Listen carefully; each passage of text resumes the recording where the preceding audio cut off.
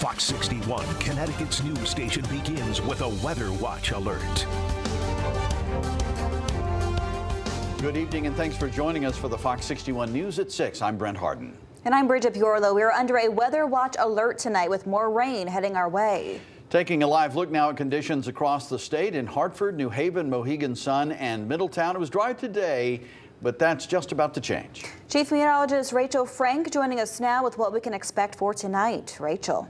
We've got scattered showers and thunderstorms that are moving in, and I think that there is a chance for an isolated strong to severe thunderstorm over the course of the next couple of hours. It's really this line that you are seeing here that's moving in, and it doesn't take a meteorologist when you're looking at that radar to see, okay, we got some heavy rain and we also have some vivid lightning as well. I do want to tell you, as these storms progress farther east, they will generally tend to diminish, but that doesn't mean you can't still get some rain or some thunder in eastern Connecticut too. Let's get a closer look at this line, which has now just started to move into western Connecticut, Sherman, New Milford, Kent. You guys are all up first. This is not a severe thunderstorm, meaning we're not seeing damaging winds or hail that's larger than an inch in diameter. However, again, it's pouring right now. We've got some very vivid lightning associated with this too, and these storms stretch all the way back through Carmel, New York. So if you're in Danbury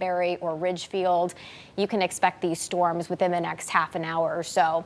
Hamden and Wallingford, you guys are getting a little downpour, no lightning or thunder associated with this, but if you're in Meriden, it looks like that's heading your way as these storms are moving to the east and the northeast at about 25 miles an hour. Here's a look at the future radar as we head throughout the next hour or so. You'll see that activity progressing farther east. The chance for a thunderstorm is through around 8 or 9, but I think the threat for severe weather goes through about 8 o'clock. After that, better tomorrow. We'll explain coming up.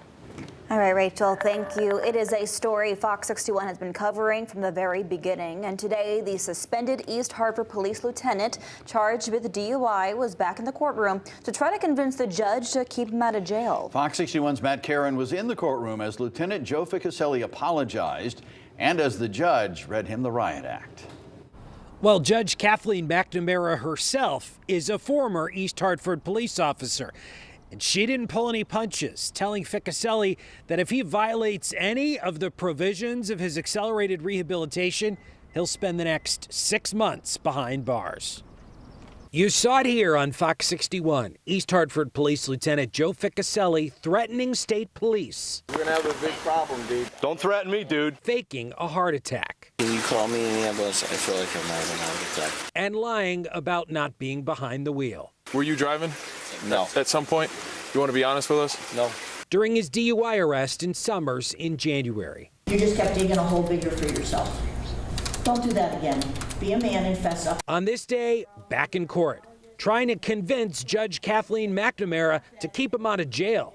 We saw a different personality. I just want to take this opportunity to apologize to the court, to the state police, to the hospital staff for my actions that evening. Judge McNamara initially not convinced. Your credibility is a little shaky with me still, because you presented yourself as someone who is above the law, did not have to follow the rules, and obviously had read something on how to get away with driving drunk without getting arrested. I hope if you read a book that you got your money back. If you grant me this program, I will follow it through to the T, I promise, and you won't see me back here. The judge using a raw and recent tragedy to hammer home the seriousness of drunk driving. We just buried a Connecticut state trooper yesterday based on someone who got in their vehicle and had drugs and or alcohol, but was completely out of their mind, had no business driving a vehicle, and killed a trooper and left 2 little boys fatherless. You are lucky that was not you. Ficcaselli was ultimately granted accelerated rehabilitation, a prison diversionary program. In addition, he was ordered to complete 100 hours of community service, attend a Mothers Against Drunk Driving panel, and visit a hospital emergency room to see firsthand the real-life trauma that bad decisions create. It only takes 1 second to ruin someone else's life. Outside court, as we asked Ficcaselli if he had a message for East Hartford residents, it was back to no comment. So you'll apologize to the judge, but you got nothing to say to the people you're supposed to protect and serve? What do you want to say to the residents of East Hartford? He has no comment. Am I clear?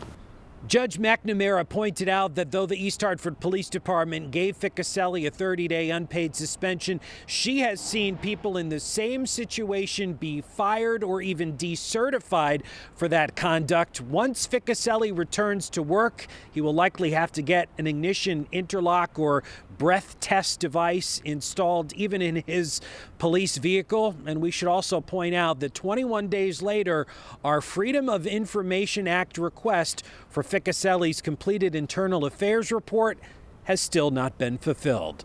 Reporting in Rockville, Matt Caron, Fox 61, Connecticut's news station.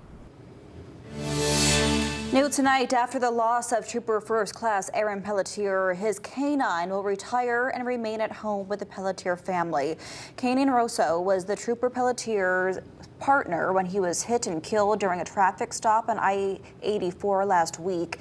Canine Rosso was not injured. Pelletier had worked with the state police canine unit since 2021.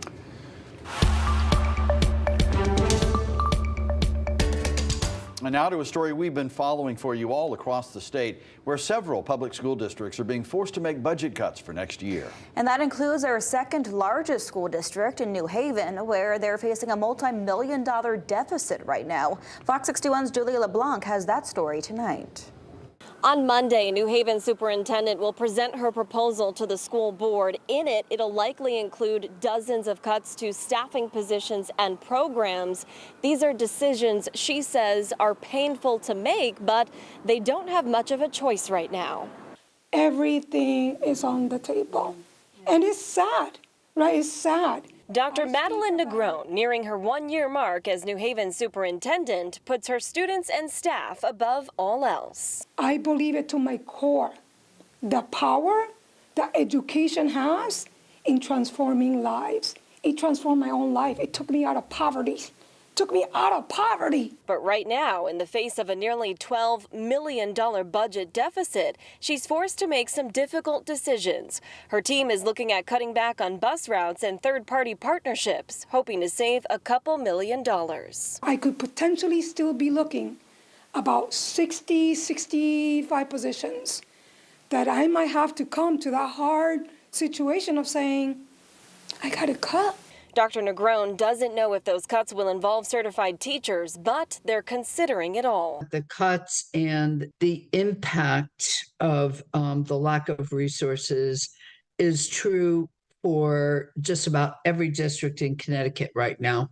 Fran Rabinowitz works for the Connecticut Association of Public School Superintendents. She says for the last few years, school districts have been getting by on federal ESSER funds. The funding's no longer there, and so municipalities haven't been able to come up with the large numbers. In New Haven, Negron says they used that money to chip away at their previous debts. And though the city did give them $5 million more than usual for next year's budget, it's still not enough. There's a promise as it relates to the ECS formula that this beautiful state of ours made, and yet we are still not there. That formula makes sure the funding that goes to our schools is equitable across the state, a state Negron needs to step up. I guess, Governor Lamont, I'm pleading to you at this point, right? We need that ECS formula to be fully funded.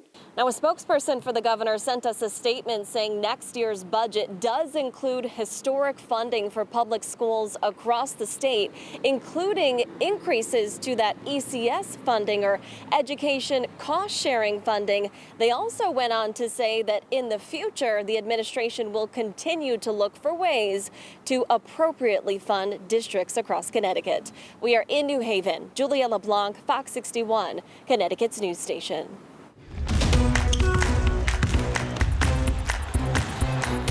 All right, a major shakeup could happen very soon for the UConn men's basketball team, and Brent is shook. ESPN reports the LA Lakers are preparing a massive contract offer for head coach Dan Hurley. That report saying the Lakers have had early contact with Hurley and plan to step up the talks in the coming days.